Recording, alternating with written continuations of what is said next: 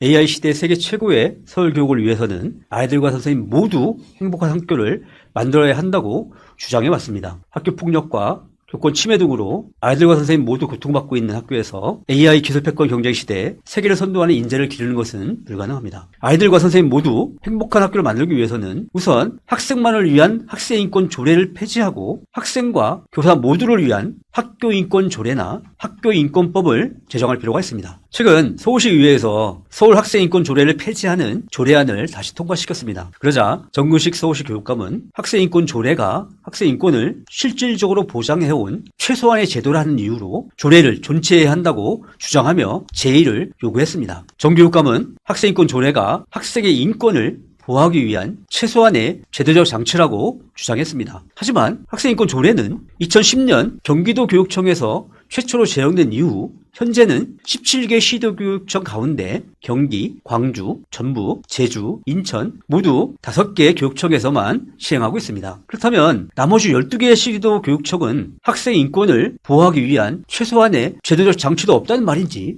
묻지 않을 수 없습니다. 대부분의 교육청에서는 초중등 교육법, 교육기본법, 교원지휘법 등 다양한 법률들을 통해 학생 인권을 충분히 보장하고 있습니다. 따라서 학생인권 조례는 최소한의 제도적 장치가 아니라 일부 진보적 교육감들이 내세우고 있는 정치 편향적 조례라고 보는 것이 합리적입니다. 학생인권 조례가 교사들의 정당한 교육 활동과 충돌하는 규정이 적지 않은 것도 부정할 수 없는 사실입니다. 지금 대부분의 교육청이 학생인권 조례를 두고 있지 않거나 폐지하고 있는 이유도 교사의 정당한 생활 지도를 어렵게 만드는 규정들이 적지 않기 때문입니다. 그리고 실제로 교원단체에서 계속 폐지를 주장해 왔습니다. 가령 서울시 학생인권 조례 제13조에는 학교의 장민 교직원은 학생의 휴대폰을 비롯한 전자기기의 소지 및 사용 자체를 금지해서는 안 된다고 규정되어 있습니다. 과거에는 학교에서 아침에 휴대폰을 모두 걷었다가 방과 후에 돌려주는 학교가 많았는데 학생인권 조례로 인해 지금은 휴대폰을 걷는 학교가 없습니다. 하지만 최근 수업 시간에 휴대폰 사용을 금지하는 개정안이 통과되었기 때문에 이제는 이 조례도 폐지할 수밖에 없게 되었습니다.